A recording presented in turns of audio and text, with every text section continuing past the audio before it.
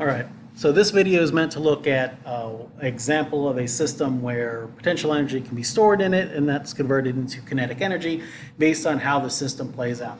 So consider over here, before we even do anything at all, what we're going to do is we're going to take some spring that is unstretched or uncompressed at all, and we're going to hold a block right here.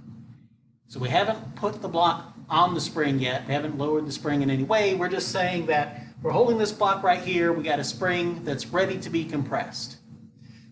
We're going to say that the height that that block is, when this spring is sitting here uncompressed, is going to be the height of 0.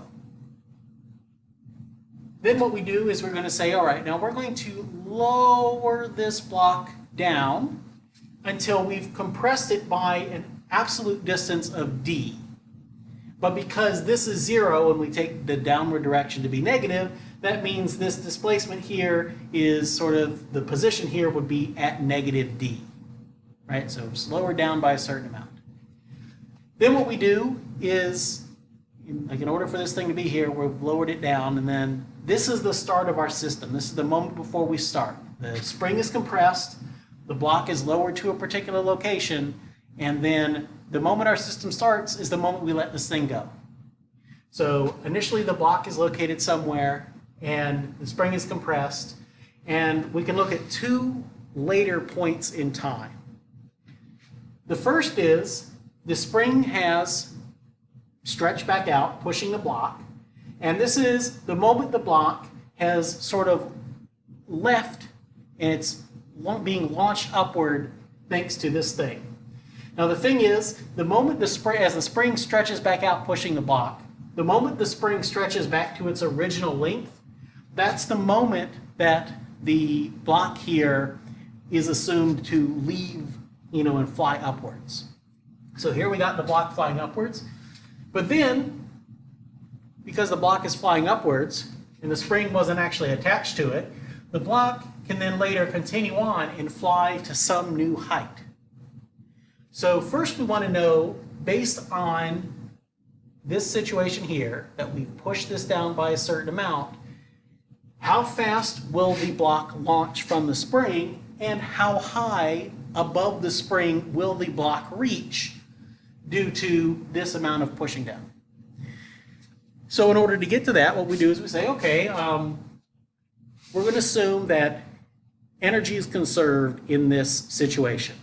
Right, the object's being acted on by the gravitational force, which we're going to account for as the gravitational potential energy. There's a spring that's involved, at least at certain points in time. Right? The spring matters here. Here later on, when the block's flying through the air, the spring doesn't matter. But we can account for the amount of energy stored in the fact that the spring was compressed. And then we can also say there's a certain amount of kinetic energy associated with the motion of the particle. So overall, the initial kinetic or potential energy and initial kinetic energy should equal the final amount of potential and kinetic energy. So we write down a term for each of those. We say, okay, well, there's a gravitational potential energy associated with its initial height that it's located, the mass is located. And there's a certain amount of potential energy that's associated with how far the spring is compressed or stretched relative to its equilibrium length. So in this case, because we're going up and down, at the moment I'm just going to say, we'll use the variable y here. So the spring could be compressed or stretched by any amount based on this formula. And then of course there's the kinetic energy, 1/2 mass, initial velocity squared. And in the after situation, we can go ahead and write down similar terms for the final potential, the final stored energy in the spring, and the final kinetic energy.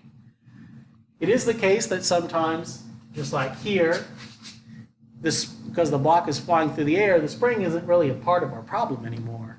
But by writing out the whole term, we can still keep track of, well, there was a spring involved. It's just going to happen later that we can just ignore its existence. So it's easier to write out a term for everything and just set things equal to 0 if they don't matter or if their values are 0. So how can we use this whole expression here to figure out, say, the launch speed? Well, we go through and we put in the variables that we know. For example, if this is the height 0, then that means the amount of potential energy associated with the block being located at this point, this distance d below that height 0, is n times g times negative d, because this is the height that it's located at. How far has the spring been compressed? Well, it was pushed down by a distance d. Now I'm being extra careful here. I'm putting the negative d because that's the associated displacement. But note that because there's a square there, I could have put d here, it would be d squared regardless.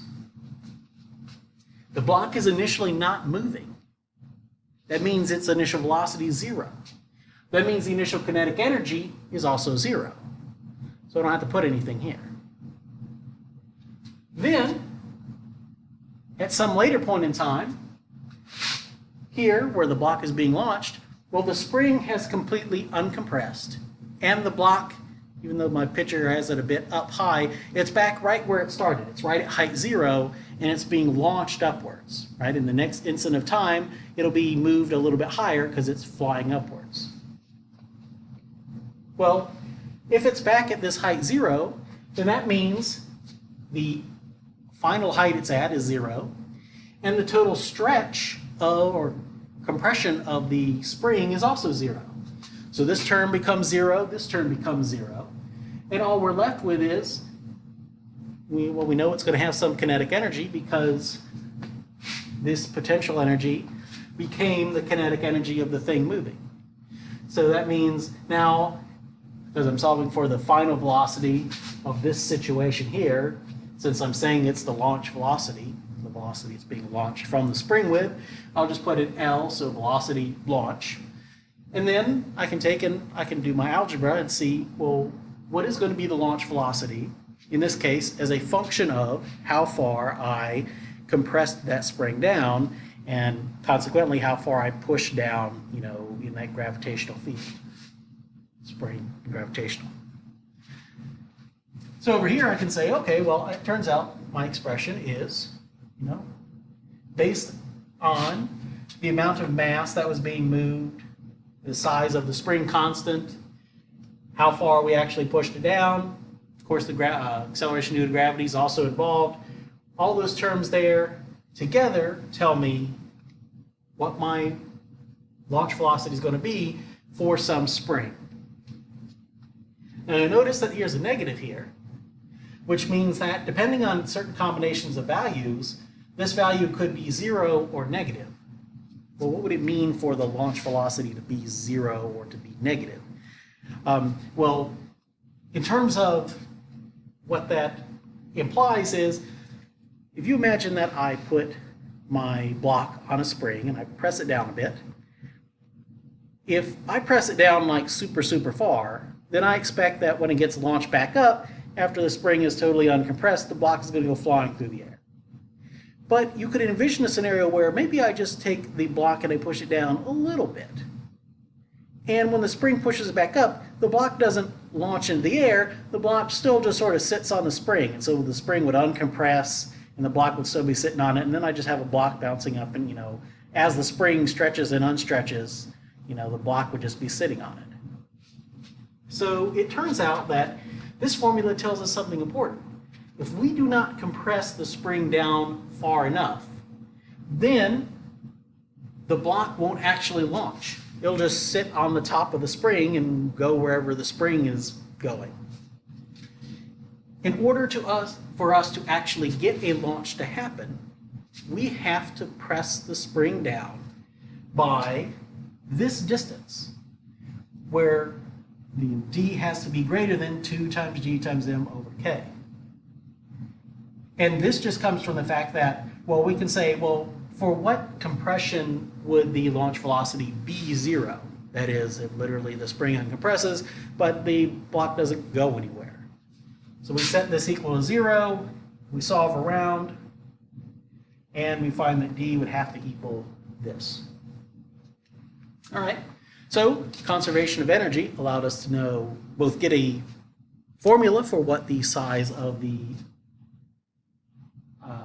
or how, what the size of the launch velocity is based on how much we compress the spring. And it also told us something important about what condition we have to meet in order for something to actually launch. Next scenario we can look at is we can say, okay, well, we compressed it down a bit. And so this is still our initial situation. We've pushed the thing down, but later on, we're going to assume we pushed it down enough that the thing is going to launch into the air. And we want to know, well, how high is it going to launch? Well, just like before, our initial conditions is the same. So the initial for both the launch calculation and the height calculation is going to be the same. You compress it down by a certain distance. The spring was compressed by a certain amount. Only this time, we're looking further into the future. The block has flown high enough that it's come to an instantaneous stop before it begins to fall back down again. And so that means the final kinetic energy is zero, because the final velocity is zero. It's at a stop in the air the moment before it begins falling back down. The spring is sort of out of the picture now, because once this thing's launched in the air, even though the spring, in real life, the spring would be down there just sort of wiggling back and forth because we just launched something from it, it's no longer affecting the energy of the main part that we care about, which is this block's movement. So that thing is effectively, it's not even so much that this value is zero, it's that this term is no longer really relevant to our equation. Then there's the gravitational potential energy associated with the fact that the block went to some new height. And because that height is h, we went to a height of h relative to this point here, that means the size of the potential energy associated with the block being up there is this amount. So now we have another formula. And this time we take this formula and we wrap it around and we say, okay, the height that the thing goes to, do some algebra, we find that that height is just some combination of terms, and then, based on how far it was, basically how far the spring was stretched compared to how deep it was pushed down in the gravitational field, those two terms come together to give us the total height the thing would reach based on us compressing the system. Interestingly enough, we could do the same analysis we did before to find under the condition under which the height that it launches to would actually be zero height, because launching to zero height would be the same as having a launch velocity of zero, that is, it didn't go anywhere. But because with this formula, what we could do is we could say, hey, a question we might want to know is, how far would we have to compress this spring in order to make an object launch to a height that we desired? Well, notice we got d squared, d, and then a number here that doesn't have d on it. What can we do? Well, this is a quadratic equation. We can actually come up with an expression that allows us to know, okay, if we want to launch to a certain height, we have to compress to a certain amount, as determined by this formula. Now, as a final note here, this is a quadratic equation. Quadratic equations tend to give us two solutions. Notice that with the plus or minus solution here, the plus solution gives us positive numbers, but the minus solution would give us negative numbers. In our case, because we care about positive numbers, that is, we've compressed this thing by some magnitude, we can go ahead and we can say, all right, only the positive solutions matter here. And so now we have, for this system, from conservation of energy, we can predict how far we have to compress in order to make something launch. So this gives us a powerful tool for taking a system like this and figuring out how will this system end up given how this system started, in terms of what energies did we start with, what energy, total amount of energy is still conserved, so formulas have to satisfy these rules.